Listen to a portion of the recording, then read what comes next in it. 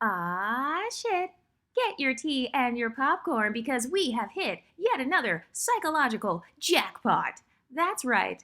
Chrissy has finally admitted that the majority of her unambiguous dark skinned black female audience is average. Okay, so it's right here in the title of her video. So she's got women on her channel who do not benefit from pretty privilege according to her own talking points because the definition of words like pretty and beautiful and gorgeous and stunning mean that you are exceptional or you have facial features that are not a part of the norm. So the average would be the opposite of that. The average means you blend in, you don't stand out, you get outshined. Those were a lot of the talking points that we saw from Chrissy. Also, I just want to point out that I was right in what I said about Chrissy last year. Remember how I said that she will never be able to stop talking about colorism? She'll never be able to stop talking about dark skinned black women and complaining about how they're perceived because without that type of content, her audience isn't going to follow her. She is not able to discuss a variety of content, so she has to stick to this victim narrative where it's like, oh, everybody hates dark skinned black women. Nobody likes dark skinned women. Everyone's against dark skinned women. Light skinned women are not allies of dark skinned women. She can't do any other content because the whole reason that her audience subscribed to her is because they are trying to figure out social strategies on how to compete with women of other races and how to date multiculturally. Also, did you notice how Chrissy used Chelley as the example of exceptional above average beauty promotion? Chelley benefits from featurism. Chelley doesn't have a wide nose. Chelley is an example of the type of dark skinned black woman that would be told that she's quote unquote pretty for a dark skin. You know, we talk about this all the time on the Exotical channel. So it's interesting how they say that they want to fight against the isms, but then on the other hand, they're using dark skinned women who benefit from the isms as their beauty representation. They're trying to clout chase off of the features of women that they don't have. And isn't it hilarious? They can dish it out, but they can't take it back because what they used to say to the Exoticals. Go back on Chrissy's channel. She used to say to me personally, oh, well, Exoticals United and all of her audience, they don't look like the women in their Pinterest photos. They don't look like the women that they put on their images on their videos. So isn't it interesting how they can say that talking point to Exoticals, but suddenly when the Exoticals say it to them, then they get all upset and they can't take it back. They can't stand the heat. They can't handle the smoke. And I also find it funny that Chrissy used the excuse that the exotical space only acknowledges Chelley because she's pretty. And that's false. Do you see her internalized featurism coming out? Because she's implying that Olandria is not considered as pretty as Chelley. She's implying that Chelley is considered pretty because she benefits from featurism when that's actually not what any of the exoticals said. That's also not what the commenter said. All the commenter said was Chelley benefits from featurism, and I'm going to show the comment on the screen. But one of the commenters said that Chelley benefits from featurism, and so she was pointing that out. Chrissy and Black YouTube, dark-skinned black women are the main ones who started the conversation about featurism. But I noticed they get really upset when you have light-skinned women admitting that dark-skinned women can, in fact, benefit from featurism. That's what makes them upset. They feel like they can no longer hide behind women with Chelley's facial features. They can't pretend like they all look like Chelley because even us exoticals understand the difference. Because a lot of us, you know, we have family members who are mixed race, or we have women in this community who have keener features. A great example of this, and I've talked about this for years now, are women of the Horn of Africa. They're a great example of women who identify as black. They're not identifying as mixed, from what I understand, but they have keener features. And so they get treated differently than the quote unquote average dark skinned black woman. And notice how Chrissy, she's admitting that her audience is average black women, and then she's admitting that Chelley is not the average black woman. Okay, so then by definition, you are literally proving my talking point, which is that society does treat women differently based on things like isms. And this is also why I say that featurism and texturism are bigger than colorism, because I've noticed that unambiguous dark-skinned black women will fight to keep women with keener features and dark skin. They will fight to keep those women as their representation. They will pretend that they look like them. What they're doing is they're trying to group all dark-skinned women together when we know that dark-skinned women are not a monolith. There are dark-skinned women who are mixed. There are dark-skinned women who benefit from featurism. There are dark-skinned women who benefit from texturism. And so that, by definition, means that they are not, quote, unambiguous. That phrase was created by women in the Black community who suffer from colorism, texturism, and featurism. The term unambiguous means that no matter what, no matter how you do your makeup, no matter how you do your hair, you cannot pass as anything else. You can't pass as being from the Horn of Africa. You can't benefit from any isms. You're literally suffering from all the isms. You have a lot of issues with attracting Black male attention. Go and look at the content that they've created for the past 15 years. But notice how, as soon as the Exoticals come onto the scene, as soon as the Exoticals gain popularity, as soon as we've got over 150 Exotical channels, now suddenly people want to pretend like colorism, texturism, and featurism don't exist. Now they want to pretend like Chelley doesn't benefit from featurism. They're pretending like everybody looks like Chelley. This is very similar to the argument they made about Beyonce, where they're like, everybody in Houston looks like Beyonce. Everybody looks like that. So now you've got content creator Chrissy trying to make the argument that every unambiguous Black woman looks like Chelley. Just because she benefits from featurism doesn't mean her experience is different. And we know that that's false. The exotical space has tens of thousands of dark-skinned women. Go look at the Storytime series. We got tens of thousands of dark-skinned women who have admitted to benefiting from featurism or texturism. They've admitted that it has caused them to not be able to relate to audiences like Chrissy's audience. And also notice Chrissy's language. She says that the exoticals, we're trying to pit Olandria and Chelley against each other. Okay, that's proof that you view Chelley as a form of competition yourself, because I've never said anything about putting one against the other. I've never seen any exotical channel say, oh, it's Chelley against Olandria. I've never seen any of them say anything like that. But the fact that they are even considering Chelley as, potential competition to Olandria, that shows that they actually do agree with us that there is a such thing as a dark-skinned woman benefiting from featurism. So my question to Chrissy is, can dark-skinned Black women benefit from featurism, yes or no? And then what is that experience like? Whose experience do you think they align with more? Do you think they align more with unambiguous women who suffer from the isms? Or do you think they align more with receiving attention in the Black community and receiving Black male attention in particular? Or in the non-Black community as well? I mean, Chelley, she got attention from both Black and non-Black spaces. She got multicultural attention. So which one is it? Does the average unambiguous Black woman get multicultural attention and benefit from featurism or not? Because notice how nobody wants to be unambiguous now. Now they don't even like us using that phrase. They don't even want us to use the phrase unambiguous. By the way, I didn't create that phrase. They created that phrase for themselves. And then I see them making the argument that we have viewed other women with smaller features as unambiguous, but she doesn't name names. Who? Point fingers and name names. Who are these random women with small features that we've constantly identified as unambiguous? See, it's hilarious because as the exotical space starts to grow, a lot of people are coming to realize that we're actually not colorists over here. They're coming to realize that there are actually tens of thousands of dark-skinned women in this space right now. So they're mad that their narrative is being challenged. They're mad because the exotical space admits that dark-skinned women are not a monolith. Black women are not a monolith. So no, every dark-skinned Black woman doesn't suffer from featurism, and Chelley is an example of that. I've said several times on this channel, exotical is not a race, and that's something that Chrissy never understood, and so she tried to smear the exotical space by making it like, oh, the exoticals, everybody over there is biracial, and that's actually false. We've got biracial, triracial, monoracial women who are Black who benefit from either colorism, so light-skinned Black women, texturism, or featurism. And also, I find it interesting that Chrissy thinks she has the authority to speak on featurism when she herself has admitted that she suffers from featurism. So once again, I don't see how you can hate from outside of the club. You can't even get in.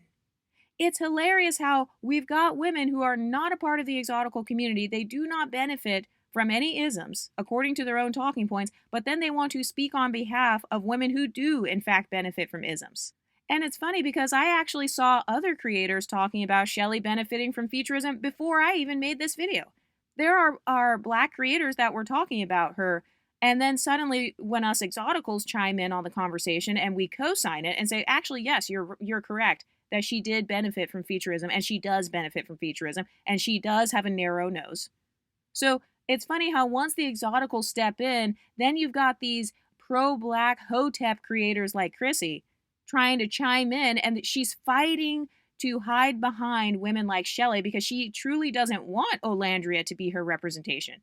She truly doesn't want Ari Lennox or, women with like broader facial features. They don't want women with broader facial features to be their representation. They're constantly hiding behind dark-skinned women who benefit from texturism or featurism. Even if you look throughout the history of Chrissy's YouTube channel, back when she used to have the Dark Skin magazine, the majority of the women on there were women who benefited from featurism and texturism. She loved hiding behind Ethiopian women, Somali women, and we know damn well that the definition of unambiguous and black and a woman who suffers from colorism, texturism, and featurism, we know damn well that they're not talking about Somali women. They're talking about women who have ancestry from West Africa.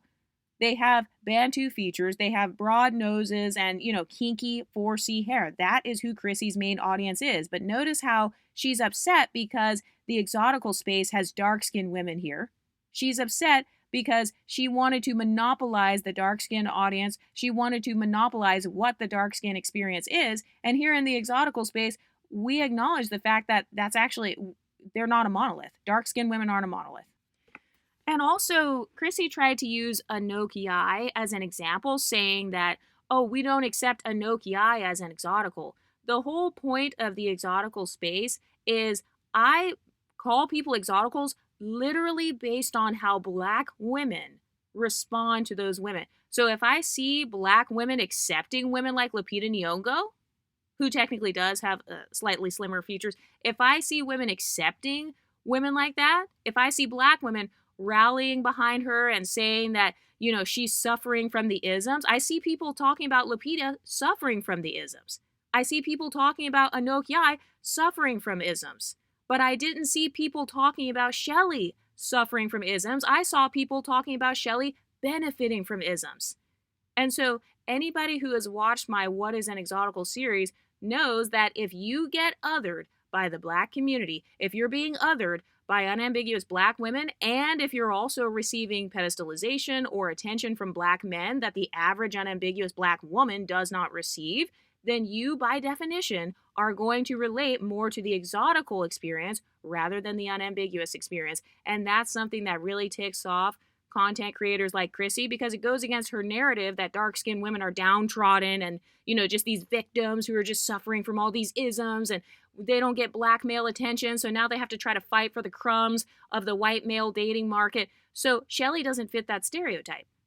I saw Chelley being othered by tens of thousands of black women online. If you don't believe me, please go on Lipstick Alley. Please go on black YouTube creators' channels, and you'll see them complaining and saying, oh, it's not fair. Chelley's benefiting from featurism and Olandria is not. I don't see women making those same talking points about women like Lupita and Anoki in the same way that they did about Chelley because in Lupita's case, for example, Lupita has suffered a lot from black men, talking down on her or being disrespectful towards her, and Chelley didn't have that experience. And so that's why we've been saying from the beginning, being an exotical, it's not a race. What it's about is, do you fit the experience of an exotical? Have you been othered by black women? Have you been accused by black women of benefiting from things like colorism, texturism, or featurism? Chelley has directly been accused of benefiting from featurism.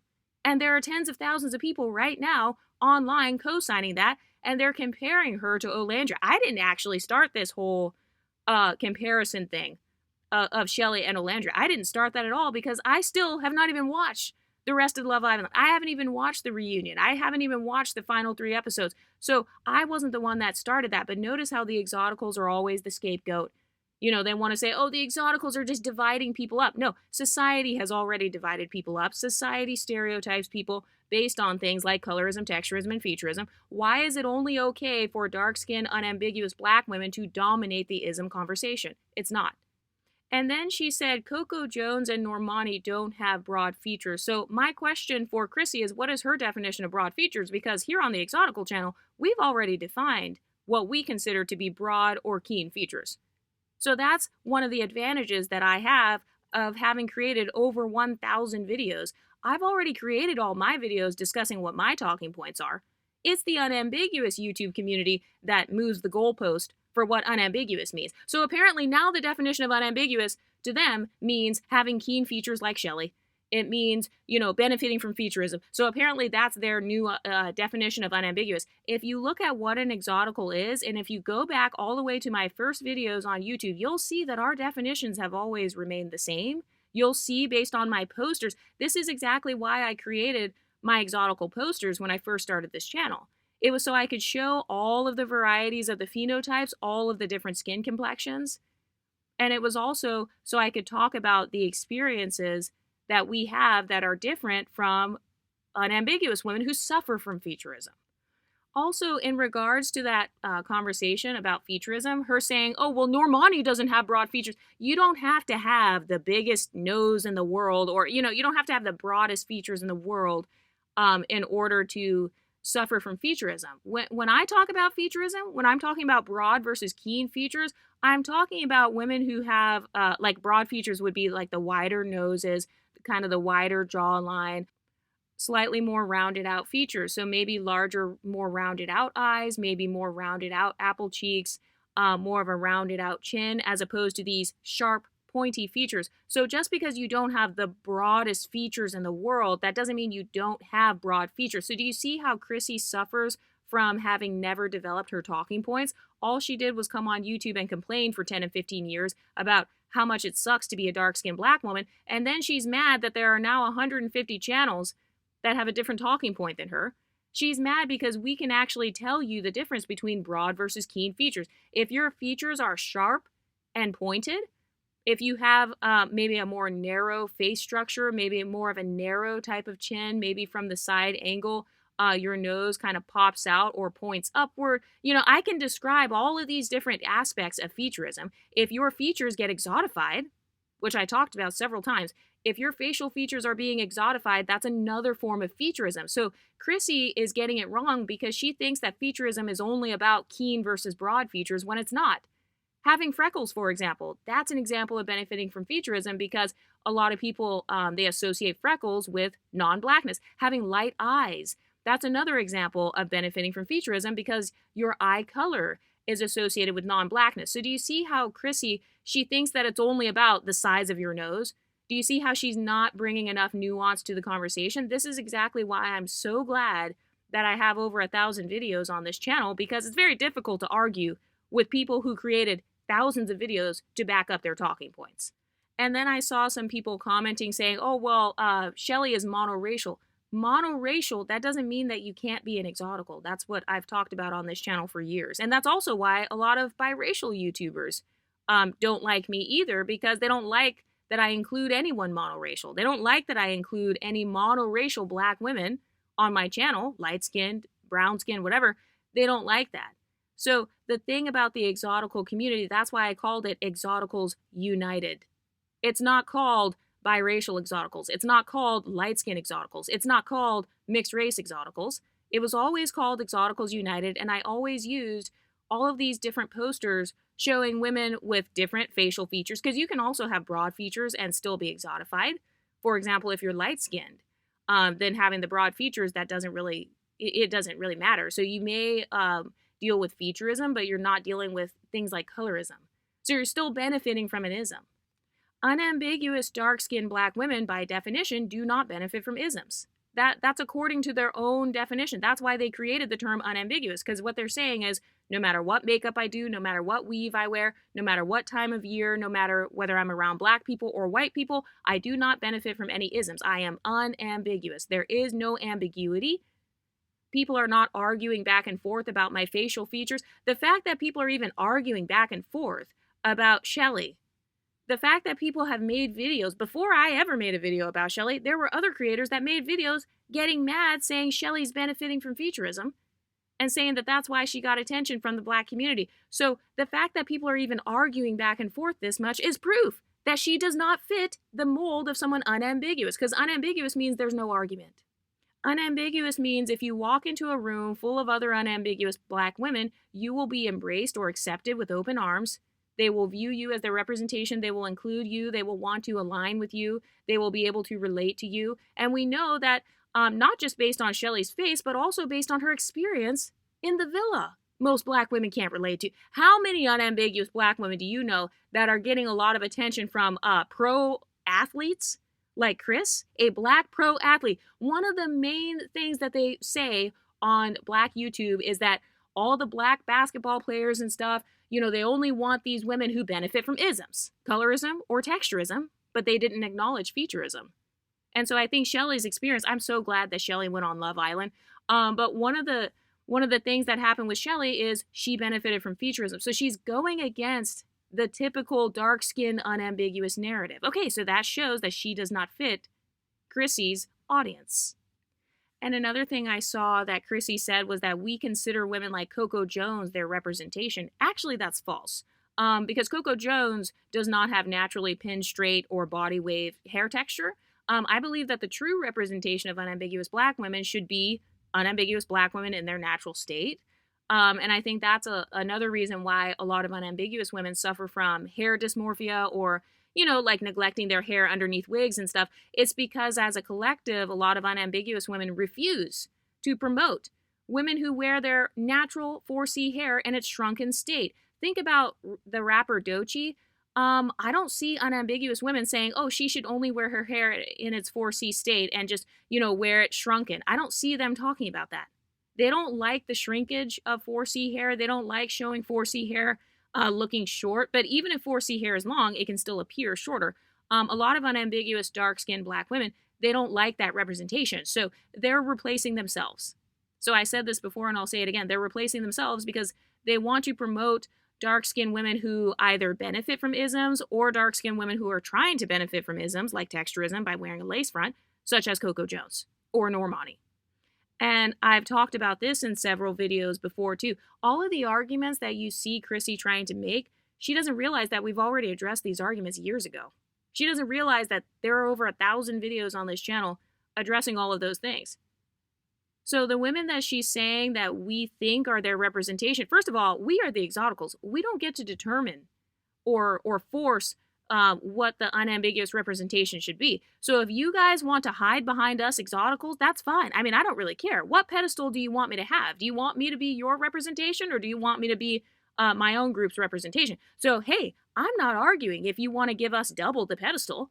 Not only are we exotical representation, but we're also unambiguous representation. So now we got 2 titles in society instead of just 1. I mean, I'm not arguing with that. And then she said that we only want unambiguous women to identify with unattractive women, which is actually false because, again, we don't really care who unambiguous women want to put on a pedestal in their community. Remember, representation, that means you're on the pedestal. So, think about the government, House of Representatives, right? A senator, somebody you voted in, somebody that you essentially put on a societal pedestal. You give that person power to represent you, to make decisions on your behalf or on the behalf of the collective. So we actually don't care who unambiguous women want to put on a pedestal in their community. If you want to continue putting dark-skinned exoticals on your pedestal, by all means, go for it. Because all that's going to do is help our community to gain more money, gain more opportunities, win more HBCU pageants, get more black roles in the media, be viewed as beauty icons. I mean, that's already what's been happening. And then I saw that Chrissy said that we don't want unambiguous women to have positive representation. It's like, ma'am, what's wrong with Whoopi Goldberg? What's wrong with Normani? What's wrong with Coco Jones? What's wrong with Ari Lennox? So it's not like we're over here saying, oh my gosh, Chelley is better than them. But do you see their hierarchy thinking creeping in? So that's how I know that they actually are exotifying Chelley, because they're assuming that we're trying to say, oh, Chelley's better. She looks better. She has a better life. She's more privileged. All we're saying is, hey, she benefits from featurism. You guys spent decades on YouTube talking about how the exoticals need to admit our privilege. We need to acknowledge our privilege. We need to acknowledge colorism, texturism, and featurism. And so that's what this community is doing. We acknowledge the colorism, which was kind of the popular talking point, and now people are getting very ticked off because we are acknowledging the existence of featurism. And I also saw that Chrissy was like, it's because these women can compete with light-skinned women's representation. Okay, what's making you say that women like Chelley can compete. It's because Chelley benefits from an ism. So again, you are proving my talking point to be correct. You're proving the fact that it doesn't matter what ism you benefit from, that if you benefit from an ism, you're going to be put on a pedestal across the board. Light-skinned, dark-skinned, mixed, black. So she's literally proving my talking points in her video. And also, if Chrissy truly believed that Normani and Coco Jones were just as pretty as Chelley, then she wouldn't be fighting so hard to keep Chelley as her representation. Why is there such a fight over women like Chelley who benefit from featurism? Why is there such a fight over dark-skinned women who benefit from texturism? Why is there such a huge fight over the darker-skinned exoticals? Well, it's because deep down inside, a lot of unambiguous women view the darker skin exoticals as having the privilege. They benefit from featurism and texturism. So they're actually admitting the difference by fighting for them. By fighting to be represented by Chelley, she's admitting that it's more important to have Chelley as the representation. Like, no, I don't care about fighting for Coco Jones. I don't care about fighting for Normani. They're cool, but I really want to make a whole video about Chelley and how Chelley needs to be representing only the unambiguous dark-skinned black women like Chrissy. You guys saw the alleged photos of Chrissy. She looks nothing like Chelley. We are not color struck on this channel. A lot of unambiguous women who are followers of content creators like Chrissy, they're so color struck that they think that your skin color determines your whole life. And so what they do is they see someone with dark skin and they assume, oh, because you're my color, you have the same experience. We're all a monolith. Okay, so that's colorist. You're assuming that dark skinned women have a monolithic experience, and they don't. The dark skinned women who benefit from featurism or texturism have a different experience than those who don't benefit from those isms. And it's hilarious because Chrissy's like, we get to claim Chelley too. And it's like, I don't care if unambiguous women want to claim dark-skinned women who benefit from isms, because all that does is contribute to their fluid identity even more. This is why I say all the time to the dark-skinned exoticals on this channel that you have a lot of fluid identity with blackness. It's much easier for you to jump into black spaces because you've got a lot of women like Chrissy who are fighting to put you on that pedestal. They're fighting to use you as their representation. So that's a part of the dark skin privilege that I talked about. If you're a dark skinned woman who benefits from texturism or featurism, your privilege is that because you are dark skinned, you get to claim dark skin representation if you want to. You can stand in front of the unambiguous women who suffer from the texturism and featurism, and they're going to promote you. They're going to literally build your pedestal just like they're doing with Chelley. They're going to build your pedestal. Also, notice how Chrissy said Shelley's the most desirable in the villa. She said she was the most desirable black woman in the villa. Chelley mainly got attention from black men, though. So are you admitting that you believe the most desirable women are the women who get attention from black men?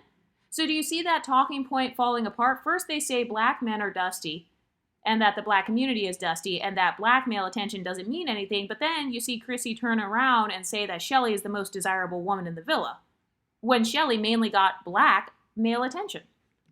And then I also noticed Chrissy was like, you don't get to move the goalpost just because you find this dark-skinned black woman aspirational. First of all, this channel never has been against finding women aspirational regardless of their race. Anybody who actually watches the Exotical channel knows that I actually show image of women of all races. I show images of white women on this channel. In some of my videos, I show images of Asian women, images of black Nigerian women. So we are multicultural. So it's not an insult. It's not a diss to say that women in the exotical space find Chelley aspirational. That's not a diss. So the fact that she's trying to use Shelley's blackness as an insult, saying, oh, well, you're only choosing her because you just happen to find her aspirational. So she's assuming that we don't find dark-skinned women who are black to be aspirational at all. And it's like, she's projecting. That's absolute projection, because anybody who's actually multicultural and multiracial knows how to appreciate the beauty of all races. Unlike women like Chrissy, where she wants to appreciate the beauty only of dark-skinned, unambiguous black women, and she doesn't want to promote the beauty of women of other phenotypes. And then I also noticed that Chrissy tries to imply that we are claiming that Chelley is mixed. When did I say Chelley was mixed? I never said Chelley was mixed at all. I don't think Chelley is mixed. I think she's monoracially black. But like I said, exotical is not a race. That's why this is called Exoticals United, not Mixed Race Women United. My channel from the beginning has had monoracial women on it. Monoracial light-skinned black women, monoracial dark-skinned women who benefit from featurism or texturism, and they're just black. They're not identifying as mixed race. So Chrissy is upset because at first she was trying to paint the narrative that all of the exoticals, that we're just a bunch of colorist biracials, which is false. That narrative is falling apart because as my channel grows, she wasn't able to destroy my channel or scare me off YouTube. So the last time that she beefed with me or tried to make talking points against my channel, I think I was around 10,000 subscribers or so. I gained 8,000 subscribers from it. And the amount of exoticals have doubled since then. We're at 35K or something along those lines. And the amount of exotical channels has only increased because all she's doing is drawing more attention to the exotical sector. And I also noticed she doesn't want to call it exotical. She tries to call us the mixed race sector because she doesn't want her own audience to come and check out the exotical channels. She doesn't want them to come over here because she's threatened that we are taking a piece of the market. She wants to be able to monopolize dark-skinned women's opinions, which is actually kind of creepy to me. That's kind of weird. I've never told you guys, oh, don't watch Chrissy, don't subscribe to these channels, because that's weird. I want everybody over here to have an open mind.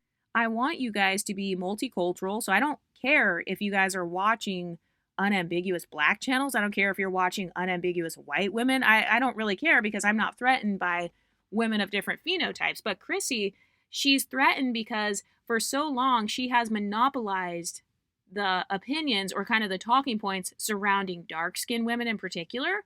And I think that Chrissy's place is discussing dark-skinned unambiguous women. That was always what she was talking about. But now that we've got a sector for the dark-skinned women who benefit from featurism or texturism, now she's upset because she wanted all of those women to be able to identify with her victim talking points. And we know that that's not the case. I mean, Chelley is proof of that.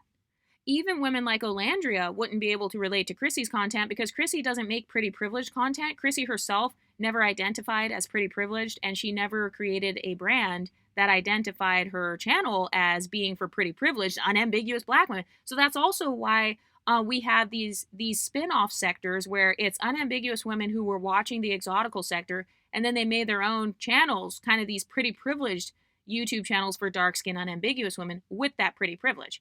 So not only did the exoticals form our own niche, exotical niche, but we also carved out another niche, which is the pretty privileged niche here on YouTube. And that's what Chrissy is threatened by. She's upset because she doesn't want to lose relevance with the dark-skinned audience. And so in order for her to maintain her relevance, she has to create an enemy for dark-skinned women. Notice how the undertones of all of her videos are always that, there's always this invisible colorist who's coming out to get you. Go watch her content. You'll hear her talking about this all the time. There's always some invisible featurist and texturist boogeyman who's coming out to get the dark-skinned viewer of Chrissy's channel. She's teaching her audience, oh my God, you shouldn't go over there. Don't watch the exoticals. They're going to be featurist against you. They're going to be colorist against you. They're going to be texturist against you. And then I heard Chrissy say the only time that the features and hair texture matters is when it's good representation. And I guess that may be true for Chrissy. That's not true in my case. On this channel, I talk about negative representation of exoticals. I talk about women like Amanda Seales, for example, who also happens to benefit from things like texturism.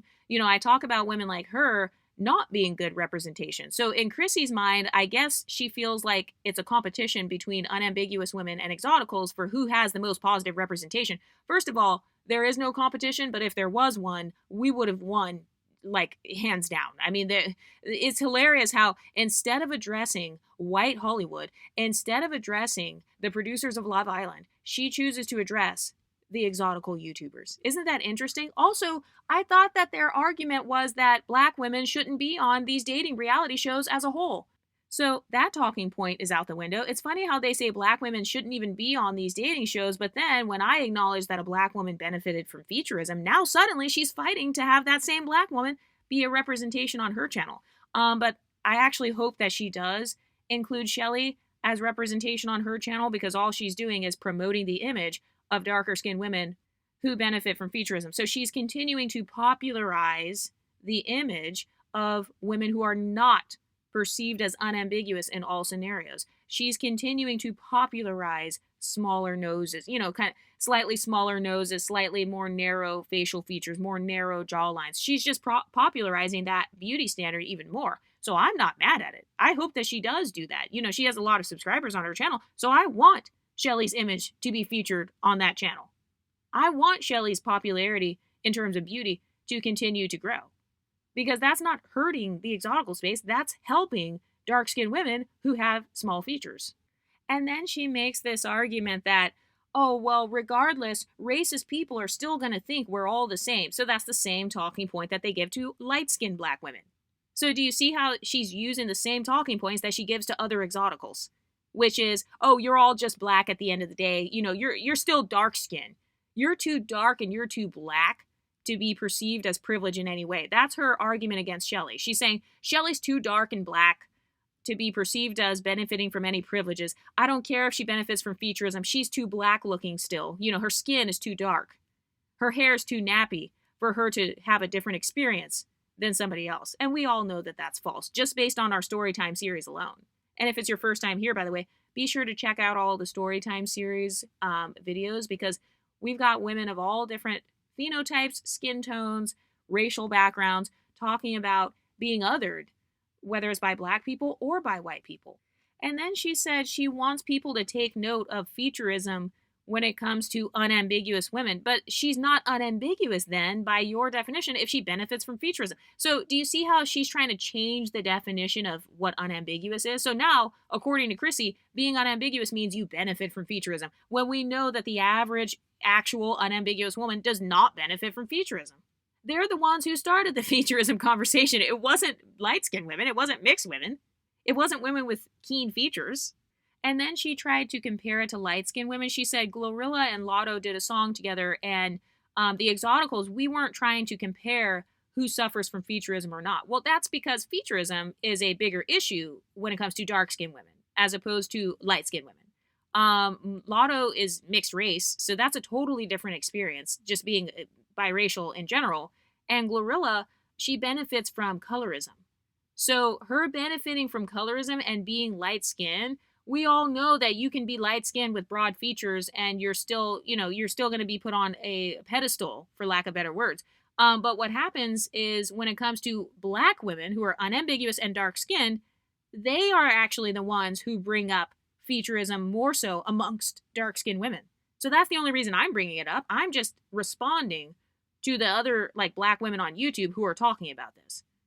So if anything, Chrissy is just revealing the internalized colorism from dark-skinned black women, not from the exoticals. And then she tried to say that when it comes to Lotto and Glorilla, we don't talk about how one looks better than the other. And that's because a lot of women who benefit from isms, we don't tend to suffer from hierarchy thinking as much, just because we're not at the bottom of the hierarchy. One of the main talking points from unambiguous women is you're at the bottom, you're the least protected, last to get picked, etc. Those are all talking points from the black community. So if you're already benefiting from some sort of ism, which means that you are perceived as non-black adjacent, or you are perceived as the exotic version of blackness, you don't have as much hierarchy thinking, because other people are putting us on a hierarchy above the women that you claim to be at the bottom. So that's unambiguous women. And also what Chrissy doesn't understand, because she's unambiguous, what she doesn't understand is that when you benefit from isms, all it takes is one ism for your whole entire experience to be changed. And I know that's a hard pill to swallow. It's so funny how they can say this, but then if I say it, then suddenly I'm being mean and I'm, thinking I'm better and having a superiority complex. No, for decades, they told us to acknowledge our privileges, so that's what we're doing. So I'm here to say that, we can tell you that all it takes is one quote-unquote ism for our whole experience to change. I mean, I'm sure there are thousands of dark-skinned women on this channel who can vouch for that and say that they have been told, oh, you have a small nose for a black girl. You have small lips for a black girl. Oh, you're pretty for a dark skin. Or you don't look like other dark-skinned girls. So they're being othered and exotified. So that causes them to have a totally different life experience. Their struggles with the isms are obviously not as bad as someone who is suffering from all three isms. So that's one of the main differences in the exotical community, is we are not suffering from all three isms simultaneously. We're not suffering from colorism, texturism, and featurism all at the same time. Whereas with unambiguous women, you are, according to your own talking points, as well as suffering from misogynoir and, just racism in general. So we don't have the same level of trauma. And yes, something as simple as having silky hair literally, it protects you from a lot of traumas. And I'm not saying that that's good, but I'm just saying, yeah, society can be colorist, texturist, and featurist, so they treat people different based on how they perceive that person. And I've also noticed that if it's a dark-skinned woman who benefits from featurism, sometimes her experiences with colorism are also not as strong. So same thing with like a mixed race woman. Like if you are mixed and benefit from featurism as well, or you also benefit from texturism, it's going to be a different experience. So that's something that Chrissy doesn't understand because, she's unambiguous. She doesn't know what it's like to look like Chelley. She doesn't know what it's like to benefit from featurism. And by the way, we never said that you have to benefit from featurism to be pretty. That's a Blackistan talking point. I don't talk like that over here. We're not ignorant like that on this channel. And she's also saying like the whole facial feature comparison is only happening because you got two black women being promoted together. I thought that Love Island was bad promotion for black women. So what do you mean being promoted together? Whose job is it to correctively promote black women? Is it Love Island's job? Because before, I thought the argument was nobody should go on dating shows. And now suddenly she's saying, oh, well, black women are being promoted by Love Island. So she's admitting that she does, in fact, want to depend on or rely on reality shows to promote dark-skinned women. And then she says that a person's complexion determines how featurist you are towards them as well. Well, we never denied that. Over here in the exotical space, we are not denying the intersectionality between colorism, texturism, and featurism. We know that people perceive you differently based on where you fall on the scale. So, for example, if somebody benefits from all three, colorism, texturism, and featurism, Mariah Carey is an example, she's going to be perceived differently than someone who maybe only benefits from featurism, like Chelley. So we were never denying that that's true. That's why we have the Storytime series. That's why we have over 100 other channels where they are run by dark-skinned women. They're run by dark-skinned women who identify with the exotical community. That's why I tell my audience all the time, please make your own channels because I can't speak for every experience. I'm only one person. I'm from the United States. I'm limited to my experiences. So that's another difference that Chrissy doesn't understand. Chrissy is not able to discuss the nuances of unambiguous women's experiences because she's only one creator. That's her disadvantage, is that she never actually wanted to create a real community or empower dark-skinned black women to start their own channels. Name one unambiguous dark-skinned black woman that Chrissy has shouted out and tells people, hey, go subscribe to her. Go listen to her talking points on colorism. Go listen to her talking points on texturism. I've never seen Chrissy do that because at the end of the day, she has more of a competitive mindset in general, not just with exoticals, but also with other unambiguous black women. If you look at their sector, they beef with each other all the time. Go look at Paris Milan, Queen Chama, Chrissy, I Am Aloho. Go look at their history throughout the years. A lot of these women, they don't have a history of getting along. Even like Pink Pill or like Samantha Cooker. I'm thinking of some of the older black women on this platform. A lot of those women, they're not getting along and collabing.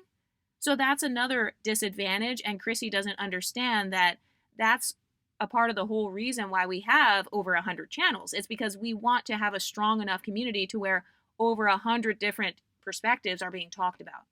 So that's why I tell you guys all the time, go subscribe to like Black Exotical, go subscribe to the Exotic Brown Skin, go look at all these other women's channels, and they will tell you their perspectives, which are different than mine.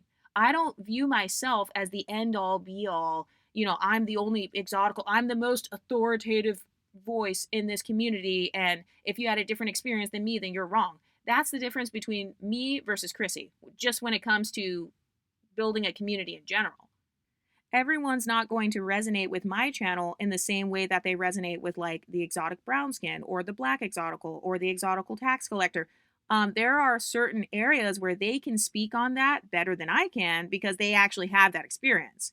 Or like a regular degular black girl, or like, there are so many different creators. If I'm forgetting your name right now, I'm sorry. But you can comment down below if you have an exotical channel or if you want people to subscribe.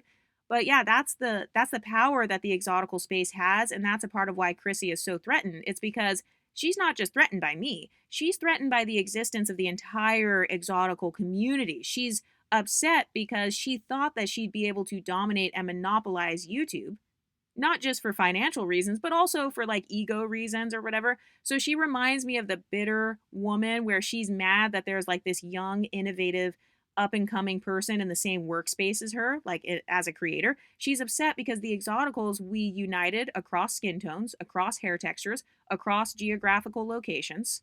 We also have non-black women who created their own channels. Like I have several. I've had quite a few Indian women or women like kind of Pakistani or whatever Arab types of women creating their own channels that are also inspired by the exotical space. So it's not the fact that she's just upset about Chelley. This is bigger than Chelley when it comes to Chrissy. This is about social power. She feels like the exoticals are creating more social power because it's not just my channel. Now you got over 150 channels who all can clap back.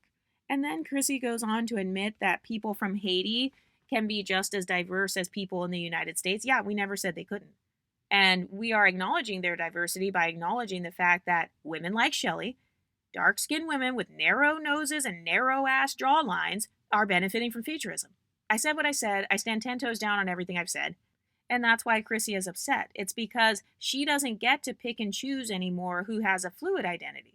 So she can pick. I don't care if she gatekeeps who's unambiguous or not. But what she doesn't get to do is gatekeep who the exoticals talk about or not. So that's what's really making her upset. She just doesn't like that we have crossover in our audience. She's mad because her subscribers are also subscribing to women in this community. She's mad because her dark-skinned, unambiguous audience, they're subscribing to channels like mine, or like the exotic brown skin, or like the black exotical, or pretty in between. She's mad because our sector still has influence in the unambiguous community. That's really what she's mad about. She's mad because she can no longer monopolize the mindsets of unambiguous women. Also, Chrissy said in her video, oh, this is all about beauty and optics. I find it interesting that Chrissy wants to discuss beauty and optics when, according to her own talking points, she never benefited from her personal beauty or optics. So now suddenly she wants to get into the pretty privileged conversation as well when she herself does not even have that experience in her real life. So if anything, she's really just going to popularize the exotical space even more because now people are just going to come and watch our videos about pretty privilege and about social climbing based off your pretty privilege. Because Chrissy, like I said, she cannot speak about a variety of content. She has to stay within the celebrity tea, kind of celebrity reaction, analysis types of videos. She has to stay within that sector because once she starts trying to get into psychological theories and, like kind of using her channel as a think tank, that's not how she has built her community. So she's going to have a hard time doing that. That's why you've never seen her make hundreds of videos about pretty privilege, because she can't do it. That's why. And because her experience and her audience's experience, according to the title of her own video, they're all just average black women. Okay, so this space, the exotical space, is not for just average women of any phenotype.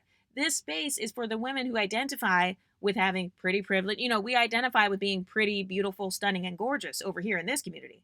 So there's nothing average about the things that we talk about. And that's also why some women get mad. They get mad because once they hear us telling our story times or kind of talking about how we've social climbed and how we can make money off of our appearance without using men, that's a part of what triggers them.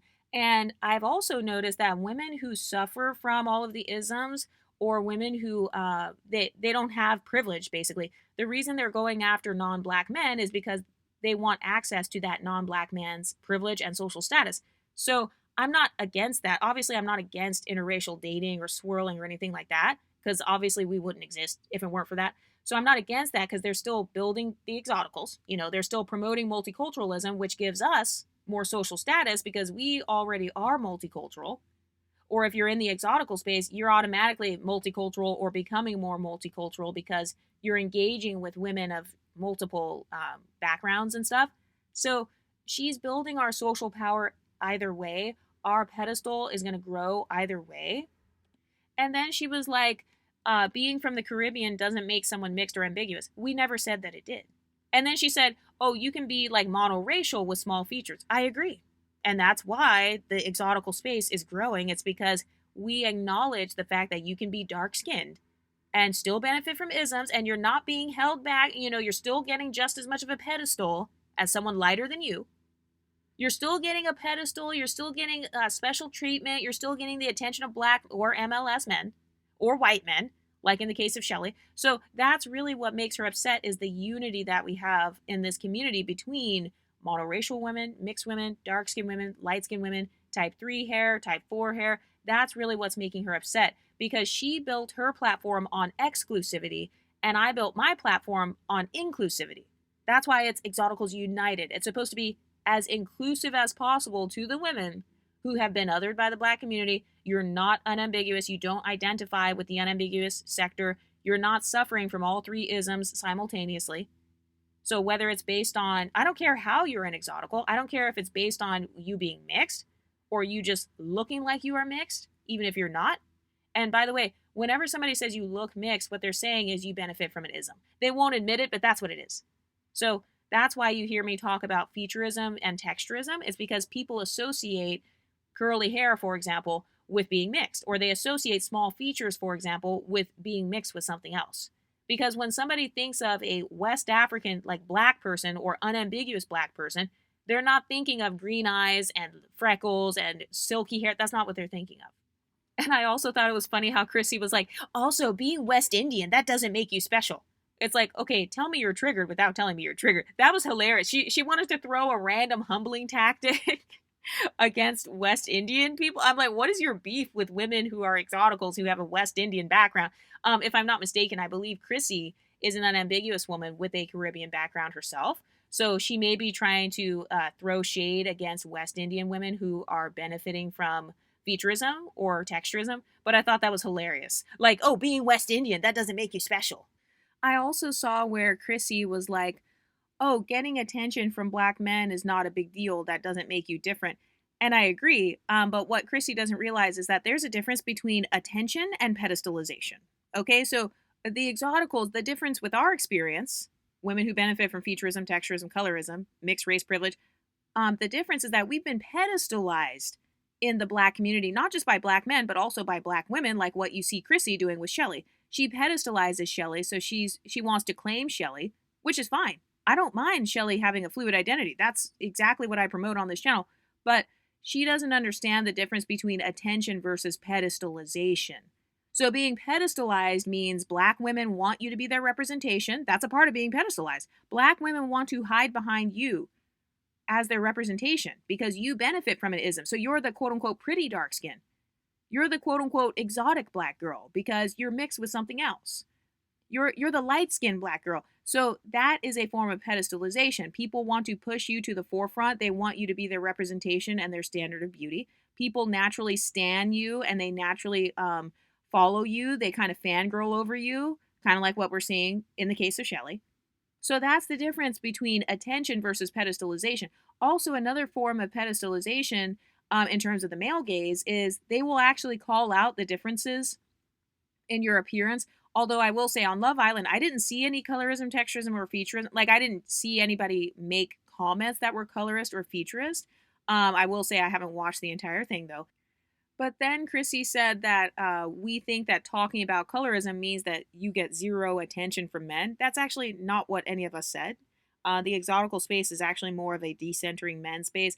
You don't really see a lot of exotical creators talking about, oh, this is the type of man we get and how to get attention from this guy and how to date a white man and do that. We don't really pedestalize male attention in the same way that they do in YouTube channels like Chrissy's. With Chrissy, you can tell she really pedestalizes non-black male attention. She really seeks non-black male validation. She has even come online and talked about her personal dating life and talked about how she hasn't dated a black man in a really long time. So she's saying it like it's a flex, basically. Meanwhile, over in the exotical space, we are the descendants of like non-black men or non-black people. So it's hilarious how she's pedestalizing it, but then you have women over here who are actually related to non-black people. So we don't pedestalize non-blackness in the same way because we're already adjacent to them. Whether it's based on family heritage, whether it's based on how we grew up. Some of us grew up around all white people. So we don't really view white men as this mystical, mythical creature. And by the way, a lot of the people that are pedestalizing Nicolandria, they do view white men as this mythical, mystical creature because they've never dated a guy that looks like Nick. They never had a guy like Nick have a crush on them in high school, for example. So they're validation starved. I would say that it's more like being white male validation starved because Chrissy was trying to say, oh, well, Olandria, she always got attention from black men, and we always get attention from black men. Okay, so then that means you are validation starved when it comes to white men, then. Because a lot of women in the exotical space have always had attention from all groups of men. So there is no one group where it's like, oh, this group likes me more than all the other groups or whatever. And if it is, usually it happens to be a non black group. That's why we don't pedestalize Hispanic men, for example. Because a lot of us, maybe we grew up dating Hispanic men or whatever. So it's not like, oh my God, I got this Hispanic man. And it's funny because Chrissy was like, there's no dark skinned creator who has never got attention from a black man. And it's like, Chrissy, why are you trying to prove to me that you get attention from black men? Like, if that's not male centered, I don't know what is. Why are you trying to prove to random strangers on the internet that you get attention from black men, but that you date white men? Like, who cares about that? Why is that a badge of honor? And then Chrissy randomly said that I guess she thinks that we say that if a white man hits on us, that means he can't be racist. We've never said that. We don't pedestalize white people to the point where it's like, oh, they can't be racist. We're not dumb enough to do that. In fact, I actually just made a video about how Nick is racist, and I stand 10 toes down on that. Nick is a Republican Trump supporter. He comes from a Republican Trump supporting family in Florida, and we know that Florida is notorious for colorism, texturism, featurism, racism, police brutality. That's one of the least popular states when it comes to the black community. So the Exoticals have never said that if a white man hits on you, he can't be racist. And I believe to this day that Nick does have racist talking points and he has racist mindsets. And I also believe that Nick is subconsciously or consciously using Olandria as his black mammy or mule in order to help his fame and popularity. Nick would not be as popular if he would have got with Sierra after the villa, for example. Let's say they would have both went home and then Nick is with Sierra. Do you think he'd be as popular amongst black women? We all know that the black community, we are the biggest consumers. Women are the biggest consumers of products, etc. So Nick, he wouldn't have what he has if it weren't for Olandria. So I could actually make the argument that Olandria is being a mule for Nick in terms of social status. Olandria is being the cleanup woman. You know how in the black community they have that talking point of whenever a man gets with a racially ambiguous woman or a non-black woman, and then he's kind of declining in popularity, then he tries to get with a black woman in order to bring his popularity back up. That's exactly what Nick is doing. Do I think that Nick and Olandria are going to get married and be together for 20 years? Absolutely not. They're still not boyfriend and girlfriend right now. In fact, I actually got ticked when I was watching the reunion. I had to turn it off because within the first couple minutes, Nick admitted that he was upset with Sierra because she didn't reach out to him after the show and she didn't try to fix things with him, and he said that Sierra was an attention seeker. So that proves that Nick still wanted Sierra and he still wanted to at least talk to her, and he basically got mad that she paid him dust after she saw that he was like with Olandria within 24 hours. So it's like Nick has admitted several times. Also, I didn't see anything where Nick came and made post telling people to not be racist against like Olandria. I never saw him do that. So I don't see Nick defending Olandria like that. I never saw Nick treating Olandria any different than how he treats the other women throughout the villa. The only difference is Olandria doesn't carry herself as sexualized as the other women, but that's about it. So I thought it was funny how Chrissy said she doesn't tolerate racist white men who choose black women, but that's exactly what Nick is, and she's tolerating them. And also, I never said that dark-skinned women can't claim Olandria. What I said was most dark-skinned women do not look like Olandria in terms of body type, having straight white teeth, having makeup skills and lace front skills, where you don't have these gigantic, crazy-ass baby hairs. So that's what I said when it came to my talking point about Olandria. The only thing that the majority of unambiguous women have in common with Olandria is their ancestry and skin complexion. That's it.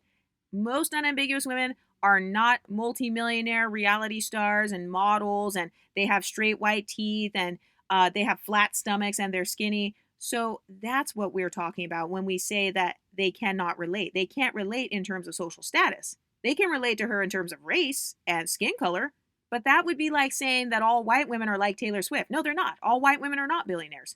You got dusty white women, and you also have dusty black women. I said what I said. And then Chrissy said that we said that she can only identify with Olandria because of her rejection. And again, two things can be true at the same time. Olandria is both rejected by Taylor, for example, but also pedestalized.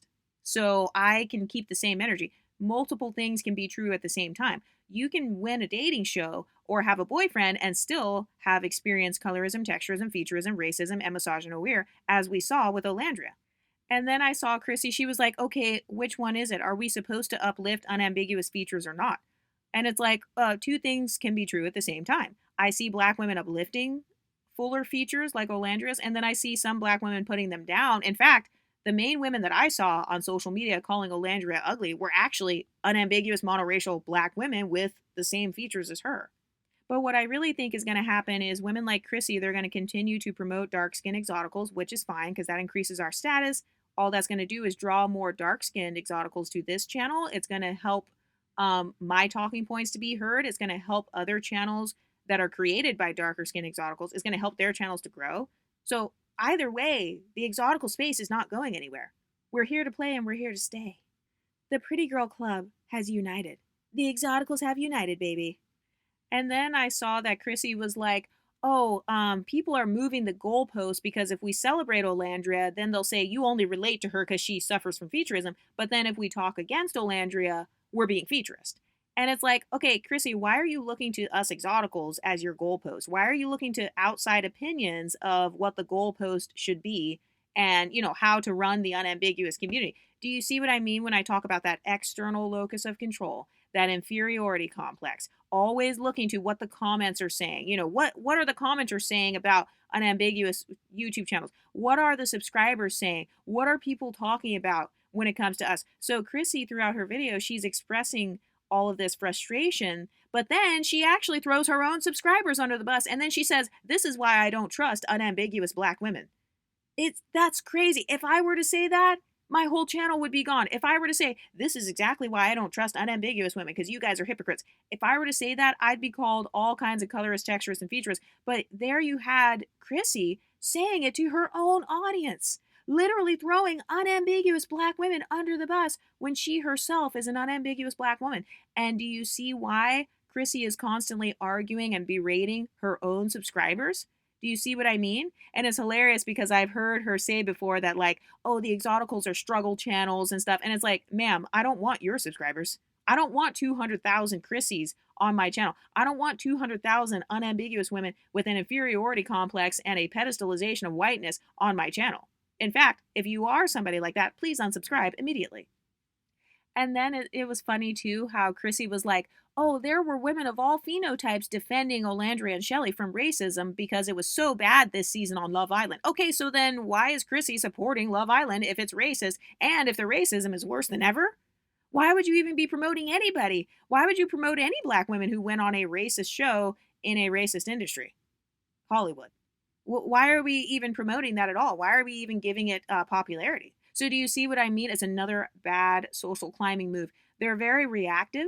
They're constantly just reacting to what's going on in the music industry, what's going on in reality TV. They're not strategizing like how we do here on the exotical channels, where, like, if you look through my videos, you'll see there are plenty of videos on how to social climb using your beauty without men, different strategies on decentering men, on being child-free. The exotical space is the only space on YouTube that offers several solutions to internalized colorism, texturism, and featurism. Have you ever noticed that Chrissy's channel never actually offers solutions? There's never a call to action in her videos. It's always, everybody sucks, the exoticals are colorist, they're all racist, and I don't trust unambiguous black women. Okay, bye, thanks guys, subscribe.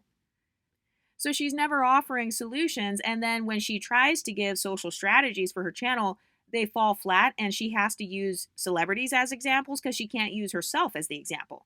So you've got women teaching other women. It's like the blind leading the blind, basically, because Chrissy doesn't have those skills. She doesn't have the background.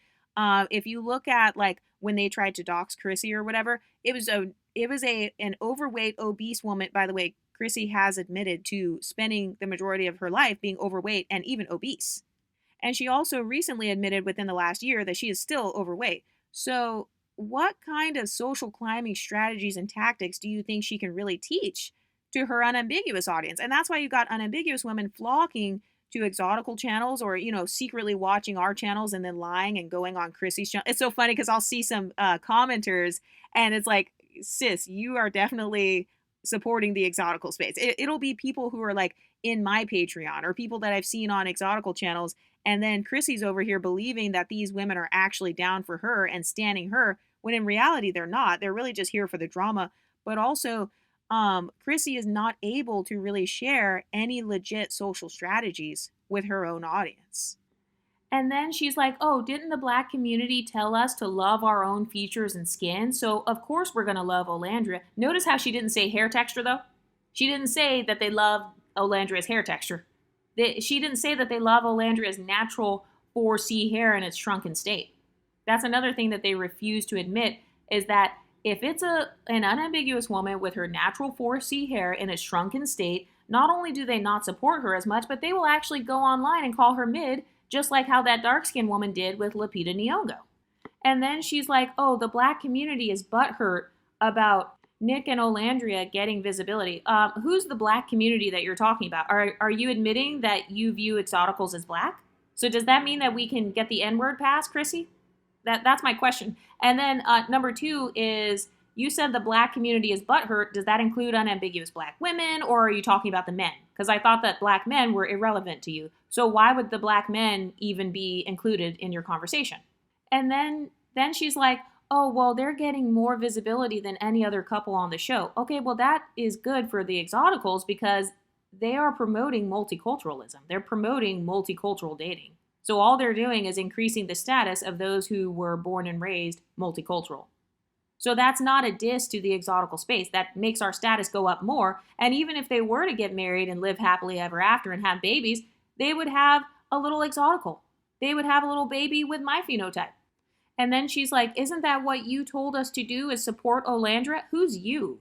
Like, who is this invisible voice that Chrissy is responding to in her YouTube videos? Because it's almost like she's internalized everything that us exoticals are saying, but she just doesn't want to say the word exotical because obviously that helps us to go up in the algorithm, even though we're still going to go up in the algorithm. I'm already going up in the algorithm just within 24 hours of Chrissy making that video. And then Chrissy is like, oh, everybody is used to unambiguous Black women living vicariously through mixed women. Well, yes, not only that, but unambiguous women also live vicariously through other Black women who are dark-skinned who benefit from featurism or texturism.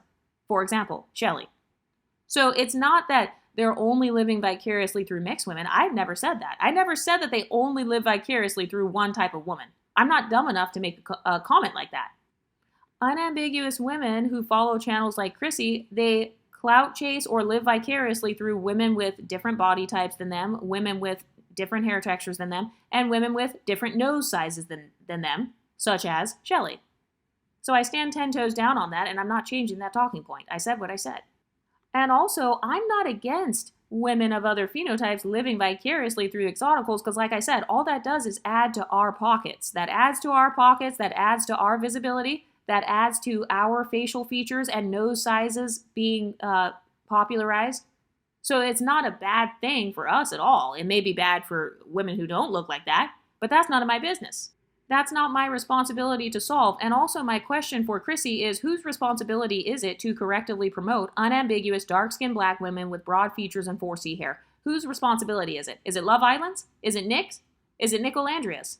Is it Hollywood's? Is it the Exoticals? Is it you, Chrissy? Whose responsibility is it to fix the collective image of unambiguous dark-skinned Black women? Because they have yet to answer that question. Meanwhile, in the exotical space, we already answered that question. It's our responsibility, and that's why I promote all of you guys starting your own exotical channels, because nobody can tell your story better than you can. So be your own representation. Go on there and talk about, hey, I'm an exotical from the Caribbean, or I'm from Puerto Rico, or I'm from wherever. Go and represent yourself. Support other women who look like you, or women that you want to be associated with. Support their image. I mean, we're already doing a good job, and then we already have the help of other cultures as well, because we're naturally more adjacent to people of other backgrounds. And that's another thing too. We are not Black supremacists over here. The difference with me and Chrissy is that Chrissy is an actual dark-skinned Black supremacist. I don't believe in hierarchy thinking. So I don't think that the darker you are, the more valid you are. And then the less dark you are, the more light-skinned or white you are, then the more you're my competition. Have you ever noticed where Chrissy, she makes this content where it's about competing with non-black women, but then dating non-black men? So, the women are always the competition, and then the men are always the prize. You're fighting to get into these multiracial, multicultural relationships, like Nicolandria. That's a multicultural relationship. Okay, so that's upping my status because I'm multicultural myself.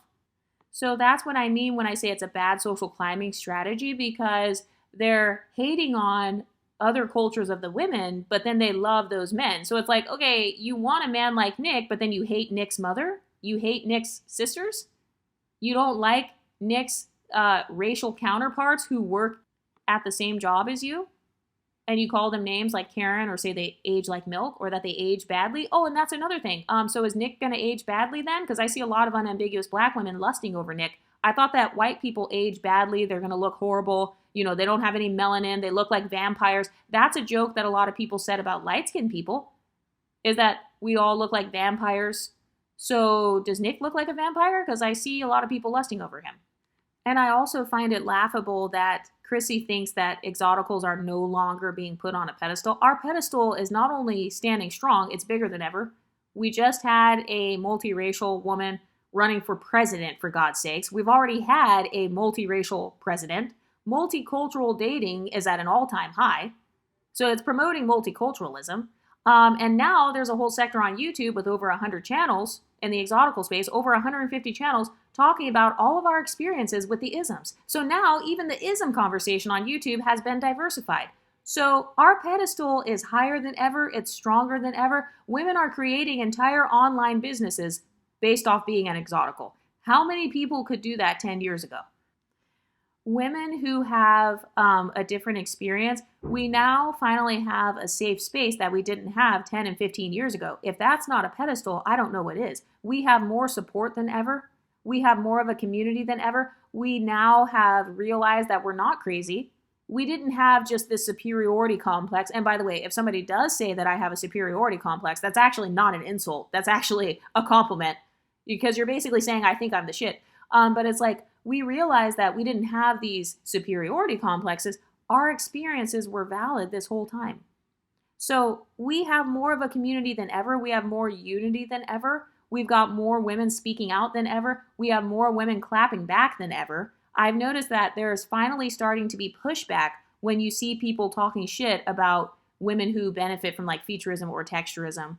You see more women pushing back. And that's why Chrissy got triggered, is because, she had a darker skinned exotical come on her channel and push back. And I think that she's afraid because a lot of people, they're no longer scared of black supremacists anymore. Because I feel like before, you couldn't say anything against someone dark skinned or a black woman or whatever, because then they would call you an ist, racist, colorist, texturist, futurist. They would call you all these names and kind of scare you off YouTube. All the other creators before the exotical space, before I came onto YouTube, there have been apparently a lot of other creators that came on before me.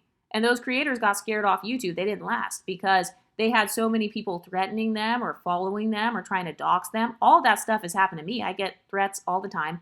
I've reported people to the police, actually, several times. But guess what? I'm not going anywhere. I'm still here. So nobody was able to scare me off YouTube. Nobody will be able to scare the exoticals off YouTube. And I'm not going to allow pathological envy and rivalry to stop me from making this content. So I think that's really what this is all about. Remember, it's never about social justice with women like Chrissy. It's always about social power. Notice how her entire video is about a reality TV show star in Hollywood, even though one of their main talking points is that Hollywood is racist. Clearly, they don't actually care about racism, because if they did, they wouldn't want to participate in Hollywood at all. Oh, and did I mention that Chris Brown's new song went viral? The colorist, texturist, featurist, racist, anti-black, abusive Chris Brown. Oh yeah, that guy? Yeah, so he's still going viral currently. So they don't actually care about isms. What they care about is social status. What they care about is their own desirability. What they care about is competing with women like us. But Chrissy was like, oh, they don't want dark-skinned black women to support our own phenotype because then it means less praise for the exoticals. And it's like, ma'am, we've had the support of both black and non-black communities and non-black Hollywood and the non-black music industry for decades.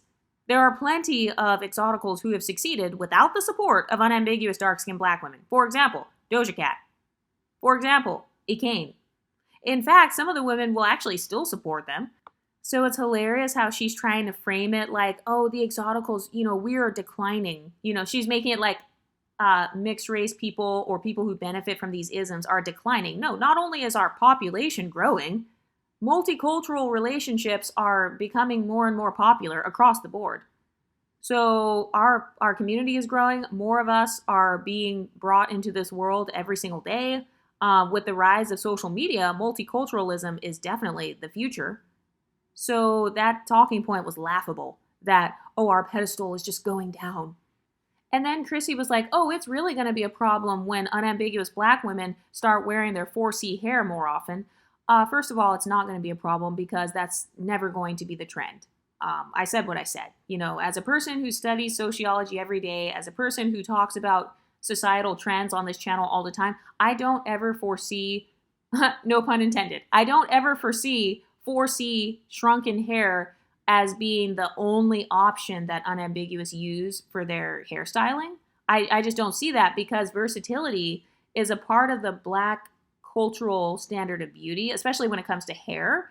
You see that in the black community, they value creativity when it comes to hairstyles. And so for that reason, mixed race women's hair or type 1, 2, and 3 hair, it's never going to go out of style. They're never going to stop wearing type 1, 2, and 3 hairstyles. For example, boho braids, that's never going to stop being a thing.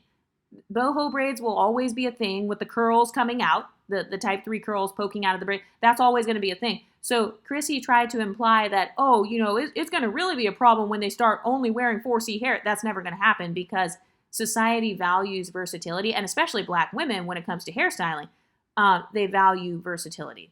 So I don't foresee that being an issue, not to mention the fact that there are exoticals with 4C hair. So even if that did become a thing where people only wore their 4C hair in its natural shrunken state, that's just going to raise the status of exoticals with 4C hair. So no matter which way you swing it, we are still going to receive a pedestal. And then Chrissy was like, don't ever let me be in charge of dark-skinned black beauty promotion on a mainstream level because I'm going to promote different hairstyles, different body types. And it's like, okay, first of all, what is her standard for mainstream level? Do you see her internalized pedestalization of Hollywood, white Hollywood? She considers white institutions, white media institutions to be mainstream. So no, she will never be in charge then, based on her own talking point. She's on YouTube. YouTube wasn't started by unambiguous dark-skinned black women. It was started by people of other cultures. It's run by people of other cultures. So even that was a delusional talking point. And then she's like, oh, I'm going to promote a variety of body types.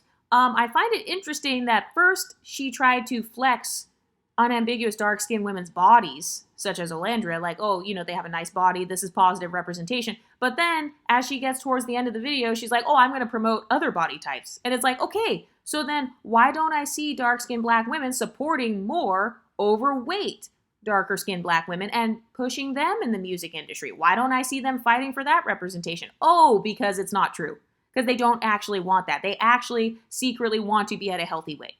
Just like what I talk about on my channel. And again, notice how Chrissy can't make weight loss types of content. She can't make thin privilege content because, again, she doesn't have access to any of those privileges. That's why you see exotical content creators speaking more on leveling up in the job industry. You have people like the Black Exotical talking about social climbing in terms of their career. You have people like the Exotic Brown Skin talking about social climbing, getting away from narcissists, getting away from fake friends. All of these women are speaking based on experiences and things that they've actually achieved and overcome personally. So that's why in the exotical space, you have us speaking from a place of power, whereas on Chrissy's channel, you have her speculating about having power. That's two different levels, baby. And then she keeps saying, oh, we're going to keep claiming our exceptional beauties. That's fine. Continue to do that. All you're doing is giving us a fluid identity, just like I said. You are strengthening our fluid identity. So you know how they said, oh, all the exoticals, you guys are just all regular black women. Thank you. Because you're admitting that we get the N-word pass. We can date whoever we want, by the way, in the black community if we wanted to, because, we're all black, right? So Mariah Carey, she can date somebody black according to that talking point. we can jump into the Black community more easily. So claiming us as just Black or saying we are just regular Black, we don't view Blackness as an insult. We don't view the Black community as being totally dusty, because I talk about that on here. I don't identify with Blackistan, which is more like hood culture, kind of ghetto, ratchet stereotypes, negative stereotypes. I identify with Black excellence culture. So by saying, oh, we're still going to claim women like Chelley, that's good, because you're giving Chelley more access to Black excellence culture. So that's a good thing. That's upping her status even more. That's upping the status of dark-skinned women who benefit from Featurism. That's popularizing them even more. So thank you for letting us stand on your shoulders. Thank you for building our pedestal from the ground up. Thank you for being a Barbara the Builder to my social status. And I also noticed that throughout her video, Chrissy has a tendency to diss the Exoticals alongside Black men. So that's interesting. I find it interesting that she puts us in this group where it's like, it's just the Exoticals and Black men versus unambiguous Black women. And it's like, why are you grouping us in with Black men? That's interesting, because it's almost like she's admitting the fact that we have some sort of pedestal with Black men, that we're more wanted by Black men, or that we're more relatable towards Black men. So that's interesting how she's randomly throwing men in the conversation and they just happen to be Black men. Meanwhile, I never mentioned anything about Black men. That has nothing to do with my talking points about colorism, texturism, and featurism. That's not the core of my talking points. But I find it interesting that she groups us together. It's almost as if she equally dislikes us both in the same way. You know, like she's beefing specifically with the men and then with the women that these men choose. And by the way, she admits that herself and women like Olandria have a history of dating mainly Black men. So this is where the jealousy talking point comes in. Like a lot of the reason why people say some unambiguous women are jealous is because deep down inside, they wanted to date Black men. They didn't get chosen by the Black men that they wanted, and those Black men chose exoticals. And so now they're mad at both. You know, it's kind of like I said, the femcel talking point. She's mad that she was rejected, so now she's going against the people she was rejected by.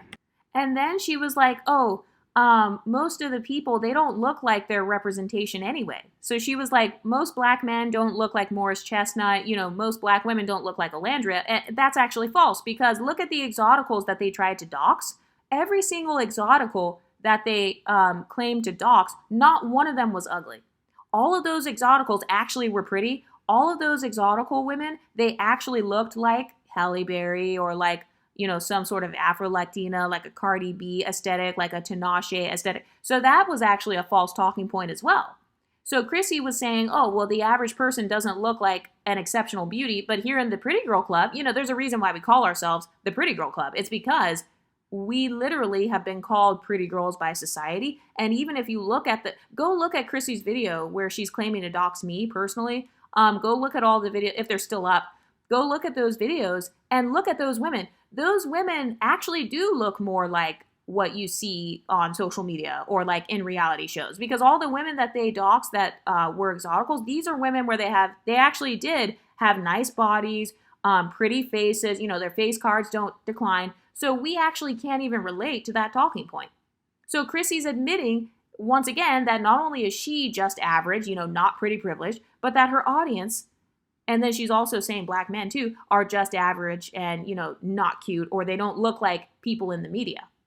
But in the case of the exoticals, every single one of the exoticals that they tried to show their faces, every single one of them was actually pretty. Some of them even had tens of thousands of followers on Instagram. And then Chrissy makes another false talking point where she talks about men. So she says that women are judged based on beauty, men are judged based on finances. And then she says average financial status men are not promoted in the media. That's actually false, especially in the Black community. Look at Tyler Perry movies. Tyler Perry is the king of making movies pedestalizing dusty, average at best Black men. Even if you look at some of the most popular channels on YouTube, Fresh and Fit, the Kevin Samuels channel, a lot of those channels with millions of followers are literally pedestalizing average men. So that's also a false talking point that, you know, people who are average don't have any form of pedestalization, or they don't have a safe space or a community. So that's another thing that tells me that Chrissy, she's not really doing her research. She's just kind of talking off the cuff. And so it makes me question especially since she views herself as an advice channel. It's like, who's actually taking advice from Chris? I would love to hear actually from Chrissy followers in the comment section or former Chrissy followers. Have you ever taken any of Chrissy's advice? And have you ever followed what she said to do? And if so, how did it work out for you? You know, she's been on YouTube for about 15 years. So how has your journey been as a Chrissy follower? Or if you want to join the Patreon, we can talk about it on Patreon.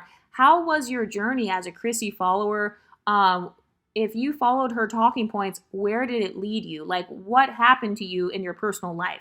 Did you level up? Did you gain self-esteem? Did you solve colorism, texturism, and featurism? You know, because to this day, I still haven't seen Chrissy give an actual example of things that can help solve colorism, texturism, or featurism. Or same thing with their dating problems, because she's constantly bringing up dating and relationships randomly, just out of nowhere. This video was about Chelley and Olandria. Then she randomly at the end brings up black men and their representation, saying how, oh, well, most black men are just average in terms of finances, which is true, but they have representation. I don't like the representation either, but to say that there's no representation for average people is false. And then Chrissy said that a lot of people live vicariously through exceptional people in the media. So we're living vicariously through these high social status people, and then it makes us arrogant. And so what? I don't care about being called arrogant. That's actually not an insult. Calling exoticals arrogant, you know, you exoticals got cocky because you're trying to live vicariously through all these women. Or, you know, these people, they think they're all that because they see their image in the media. Yeah, you're just mad because you don't have that. You don't have that experience, so you don't know what it's like to grow up having seen your image or to, and actually that's not true. There actually is unambiguous black representation. You have Nollywood, which is the Nigerian Hollywood. So that's more of an issue with your own parents. You had bad parents. Your mother or father, or maybe lack thereof, they didn't care about showing their children images of them in the media. When I was growing up, when I was a child, guess what? Every single one of my Barbie dolls had my skin complexion, my hair texture. To this day, I still don't know how or where all of my family members were able to find all of those different Barbie dolls and baby dolls where they just always had a very similar kind of this deeper tan, kind of golden skin tone, kind of this curlier hair texture. So Chrissy is also subliminally admitting that her own parents, or that the parents of unambiguous black women, did a bad job in showing their black daughters positive representation. Because I'm sure you could go out, even back in the 90s, you could go out and find some sort of black Barbie doll somewhere. Or, you know, they had black media. They've always had black media from all over the world. It's just that a lot of people in the black community were monocultural. So once again, that's one of the cons of monoculturalism. If you're monoculturally African American, your entire experience only revolves around being African American. So yeah, you're not going to grow up watching. And this is also why you see a lot of people from other cultures, maybe they're Nigerian, Caribbean, whatever. This is why sometimes you see some of those people having a slightly stronger connection with their culture. They don't want to abandon their culture like how I've seen some women do with African American culture. It's because they had more positive images of their own culture when they were growing up. Like in my case, part of the reason why I don't abandon my African American culture is because I have black excellence representation. You know, that's my experience of the African American culture is going to an HBCU. It is hearing black history stories about people who became successful in politics or in law. So I don't have just completely negative like perceptions of African American culture. That's why you don't see me running away from it and just trying to only identify with whiteness or pedestalizing Hispanic culture or anything like that. But that's something I see on channels like Chrissy's. So they devalue their own heritage and their own ethnic background. So this is going beyond just the race conversation. This is going beyond phenotype. This is about ethnic background. So you see them kind of wanting to abandon their ethnic background. They don't want to date within that background. They don't want to live in the same neighborhoods. They don't want to go to the same schools or whatever because they value these other cultures. And a lot of that comes from not having their own parents give them positive representation. Not to mention the fact that in my case, my actual parents and family members and cousins and sisters and grandmas and all that were a form of representation for me. So I think part of this issue that we see too is a lot of these women come from extremely broken homes. When I say broken homes, I think some people think like that just means you don't have a father or something. No, that's actually false. You could have a single mother and then maybe you're still close to your extended family in your mother's family, or maybe you still have cousins or something like that. But what I'm seeing is this pattern where you've got these women who are isolated from their own families, or they were never close to mom, dad, cousins, brothers, aunties, whatever, and maybe they never healed their relationship with them.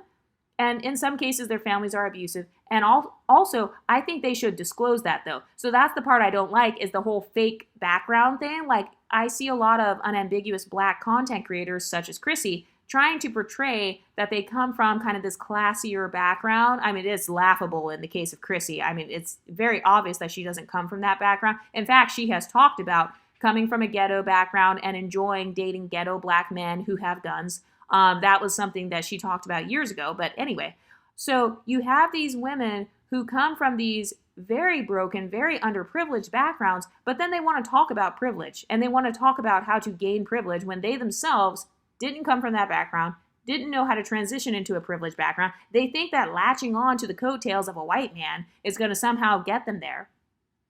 And I think the difference with women like Chrissy versus women in the exotical space is over here, we have women from all different backgrounds, and I've noticed that we are more transparent over here. So like you will see some exoticals talking about how, hey, I've dealt with a narcissistic mother and like this is how I overcame it. So we're naturally kind of more vulnerable here. We're not as afraid of being judged negatively.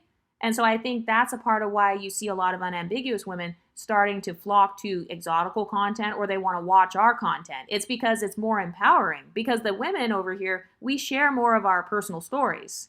Like when I talk about being a beluga and all that, I'm telling my personal weight loss story, or like anything I talk about on here actually comes from my personal experiences. So if I've never done it, I don't talk about it. But what I see in the unambiguous community is you have a lot of posers and women who are, I don't like calling people grifters because I feel like, everybody has a business. I'm not going to call a business person a grifter, but the reason why a lot of Black women have a tendency to be called grifters is because you have women who haven't even achieved what they're trying to promote. So they're trying to promote a certain beauty standard. They haven't achieved it themselves. They're trying to promote a certain form of social status. They haven't achieved it themselves. They're trying to promote being a Black woman in luxury. They are not a Black woman in luxury. They're trying to promote being classy. Maybe they themselves are not classy. So that's another reason why even on my channel, I make the disclaimer and say, hey, this is not an advice channel. I am not claiming to be ahead of you somehow. No, we're all learning together. I am not on a hierarchy above you. No, I'm not the leader of the exotical space or the leader of other exoticals. We are all grown women over here. Everybody has a right to create their own channel, their own content, do whatever they want.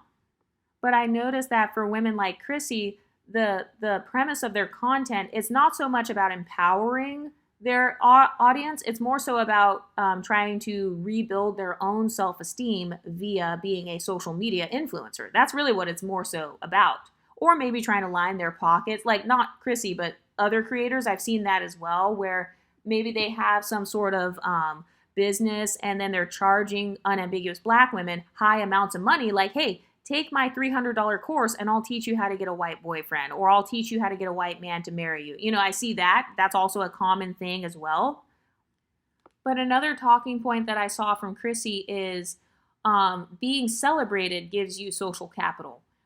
So that's not entirely true. You can be celebrated and still not have social capital. For example, women who are obese, they are celebrated amongst the obese community or amongst the body positivity community, but they don't necessarily have social capital or social status. So another issue that I have with Chrissy's content is she uses these intellectual buzzwords, but then she cannot describe the meaning of those words. She doesn't give a meaning of what it is, or she tries to move the goalpost or change the definitions over time. So now suddenly unambiguous women benefit from Featurism. According to her most recent video, go back and watch her video. Go watch it.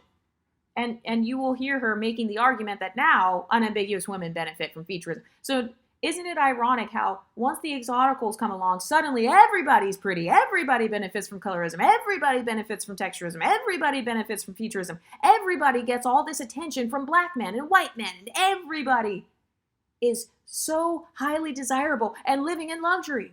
Everybody's hanging out with millionaires and billionaires, like what Blunt Gurley said. Oh, I grew up around millionaires and billionaires, and I have a biracial husband who's wealthy.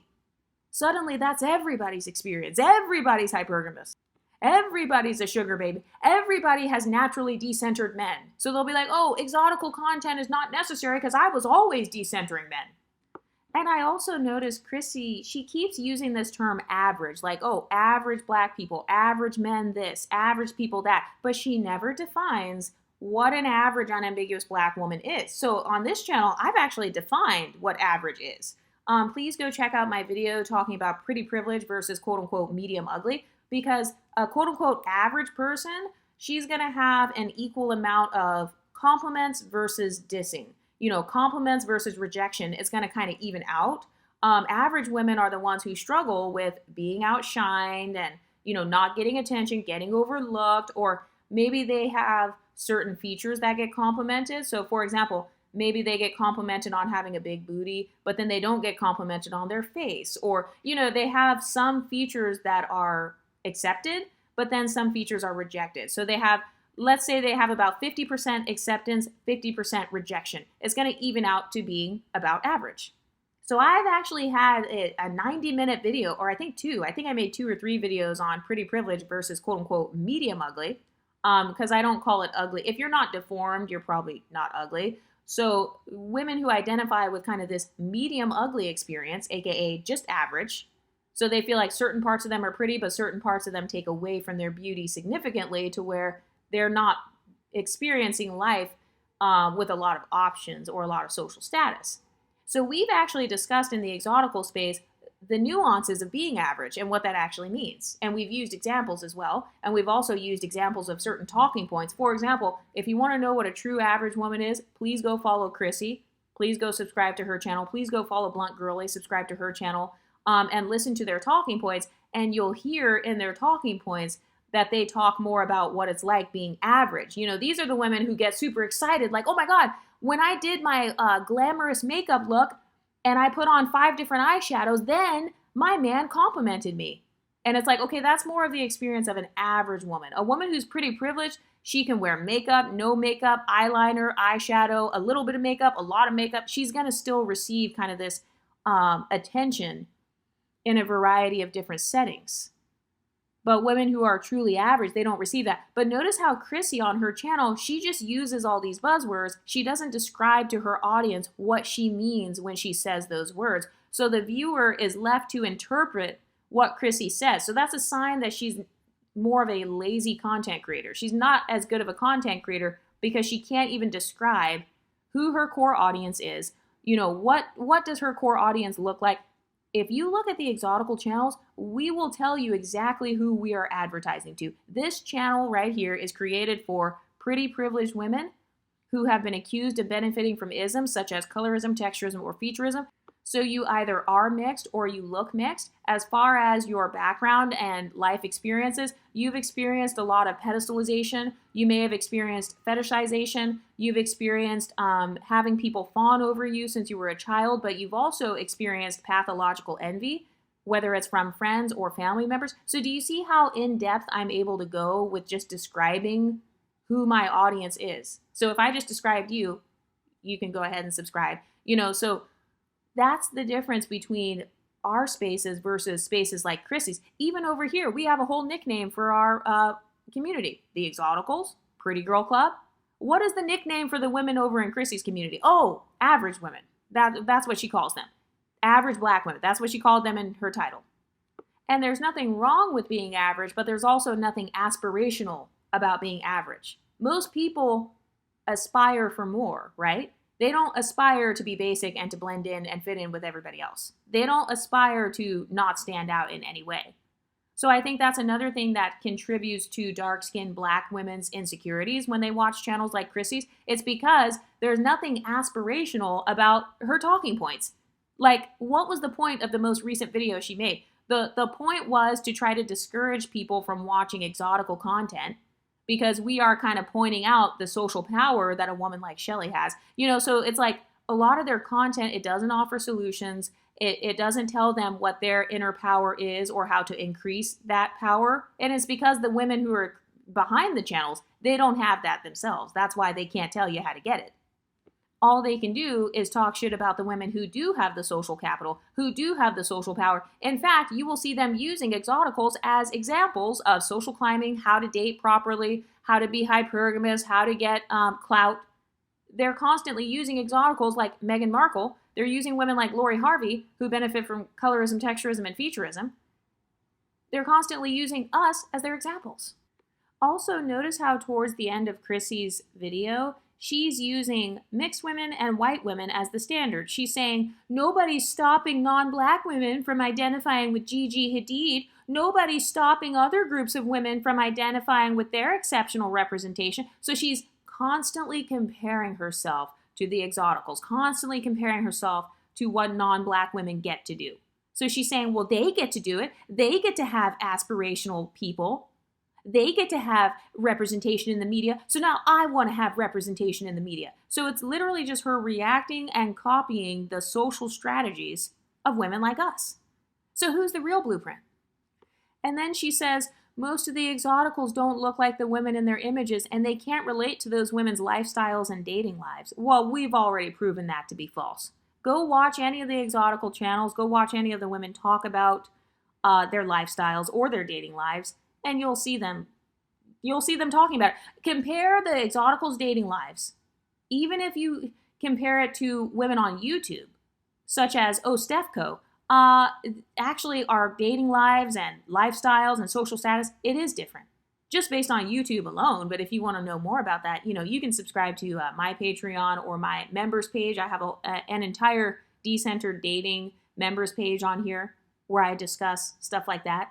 So even things like dating strategy, that's also not the same. But Chrissy wouldn't know that, though, because obviously she doesn't have that lifestyle. And she also doesn't have MLS friends. I mean, I can tell just based on her content, or like non-black friends. I can tell just based on her content that clearly she doesn't know the kind of lives we're living. So it's like, I don't see how you can hate from outside of the club. It's hilarious how a woman that is not a part of the exotical community, does not identify as pretty privileged, has never been put on a pedestal in her life, not on or off YouTube, suddenly pretends to be an expert on what it's like to be us. And then Chrissy's like, the women that they identify with are not seen around every corner. Well, really? Because last time I checked, you guys were commenting on my channel saying, oh, well, every woman in Houston looks like Beyonce. Everybody looks like Tyla. Everybody looks like Tinashe. Everybody looks like this person. So do you see how they move the goalpost? 1 minute it's, oh, you guys all look the same, or, Lotto and all these other women, they just look like the average, everyday mixed woman. And then on the other hand, they're saying, oh, actually, these women are not average and everyday. Women like Tyla, they're not average, everyday women. Women like Beyonce, they are exceptional. So it's like, which one is it? Is our phenotype exceptional? Are thin, conventionally attractive MLS women exceptional or not? Because if you're admitting that we are exceptional and aspirational, then that would give me more authority as a content creator, right? Wouldn't that give the women that they doxed more authority? Because the women that they doxed, like I said, they were all pretty. They were all healthy weight. They all had beautiful faces. Their face cards didn't decline. Go and watch those videos. Go watch the videos where they're speculating on who they think I am. Go watch Chrissy's video where she's claiming to dox me. Look at those women. Does the woman that Chrissy doxed claiming to be me, does she look more like how an MLS celebrity would look? Or does she look fat and ugly and average? I mean, you can look at her own channel to disprove that talking point. And even if you look at the image Chrissy tried to put of Tyla versus a quote-unquote everyday mixed woman, that woman actually does resemble how Tyla looks in terms of hair texture. So it's like, okay, the woman who's in the everyday image, she at least has the same hair texture as the woman that she's claiming to be represented by, whereas a lot of Chrissy's followers only want to be represented by women wearing weaves. They don't want to be represented by Lupita Nyong'o in terms of natural hair. In fact, I saw an ambiguous woman dragging Lupita Nyong'o not that long ago because Lupita just let her hair just be shrunken, and I guess it was kind of uneven looking. I didn't notice it, but I guess unambiguous women did. So even the images that Chrissy uses, they still prove my talking point to be true. And then she tries to make the argument that, like, in terms of body types, that most exoticals don't look like celebrities. And it's like, okay, but even so, unambiguous women said that fat, light-skinned women still get attention from black men or white men, or, we still get dating options, even if we're fat and we have dented up thighs. Remember the video I made? It was like a couple years ago where I talked about Rashida Strober. She was discussing that. She was saying how you could be fat, you could be a baby mama, you could have cellulite all over your body, and because you're an exotical, you're still going to get attention. So it's like, which one is it? Do the fat exoticals still get attention or not? And obviously, we can tell you that they do. So even that talking point falls flat, because even if you look at women like women who are thicker or kind of slim thick, or they have a little bit of a tummy or whatever, exoticals still get the status because, again, they're not suffering from colorism, texturism, featurism, and fat phobia. They're only suffering from the fat phobia sometimes. That's it. Nothing else. Or maybe they're suffering from 1 to 2 isms, not all 3 and the fat phobia simultaneously.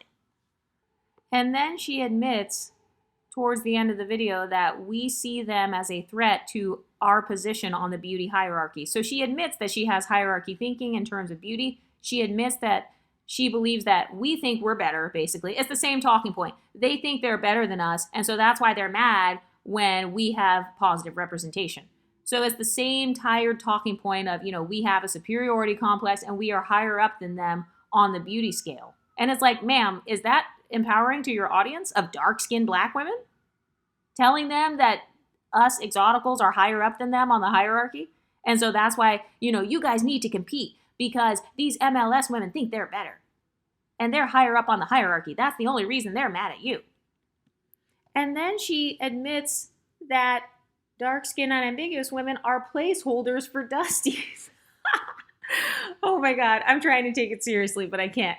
She literally admits that dark-skinned black women are placeholders for dusties and that MLS women are not. And so we are threatened because, they're going to eventually level up from being placeholders for dusties. And then she says that unambiguous women should try to be more aspirational, so losing weight. Okay, so then she's still popularizing the exotical space because we make weight loss content over here as well.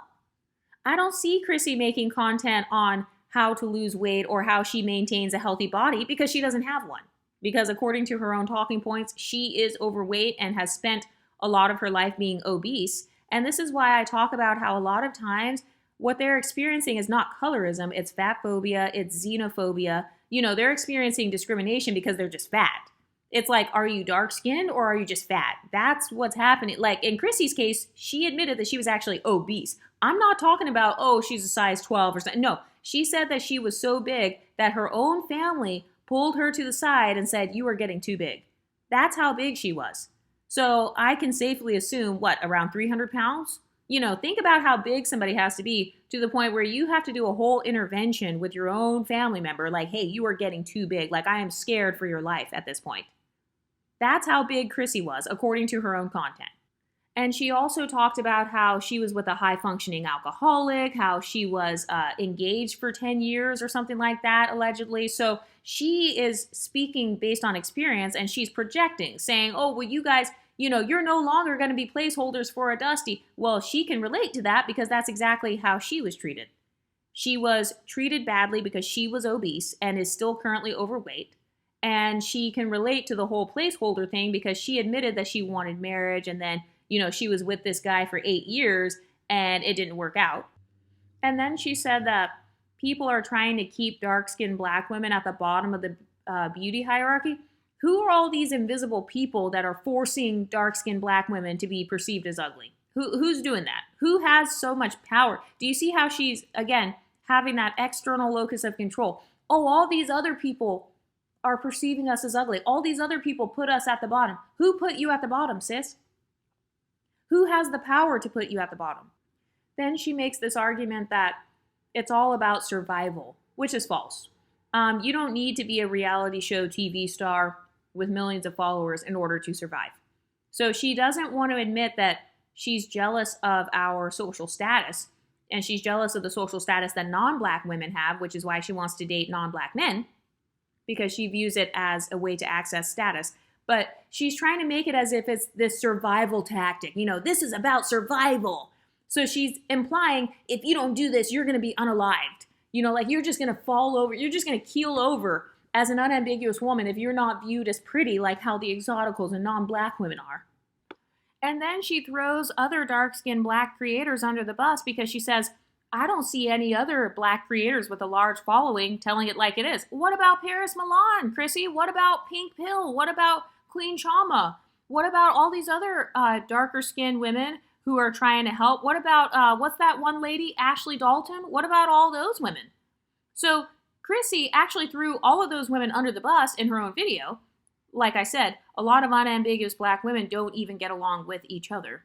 And because they have socialized themselves within the unambiguous community to be competitive, that's a part of their culture as dark-skinned unambiguous women, or at least it's being promoted by women like Chrissy. And so that's why you see them constantly not getting along with one another. That's why you don't see dark-skinned black women collaborating on the same scale as exoticals. The exotical space is still the only space on YouTube where I see dozens of creators collabing all the time. Making videos based off of each other, shouting out each other all the time, making an entire series based off of another creator, constantly and randomly calling out other channels. I see that in the exotical space all the time.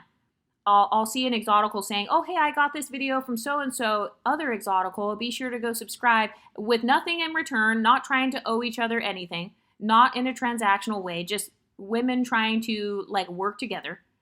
But you don't see that from content creators like Chrissy. That's why she literally threw her entire sector under the bus.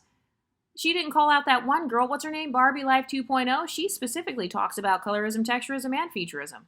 But then towards the end of the video, you have Chrissy saying, oh, well, I'm the only creator that really tells it like it is and has a decent sized following. So she's throwing all of the other women of her own phenotype under the bus.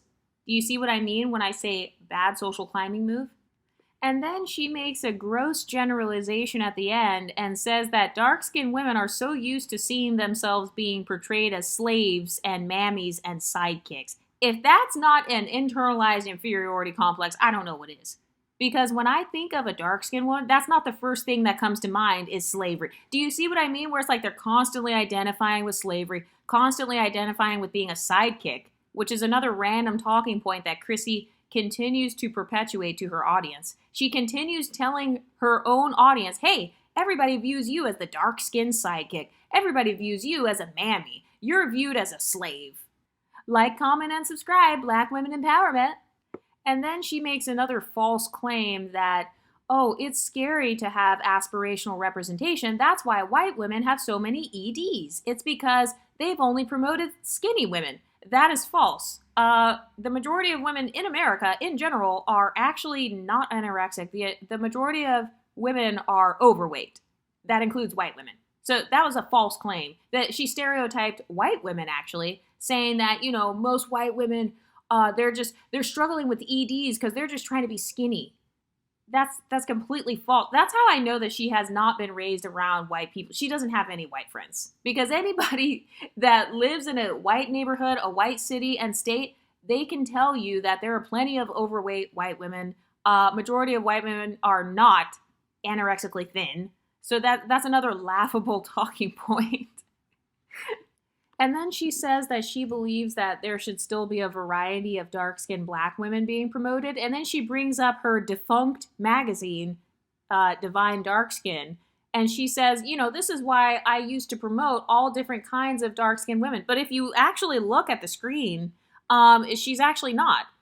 In the majority of the photos that she showed on her screen, they were mainly dark-skinned black women with makeup on who had straighter hair styles or hair textures.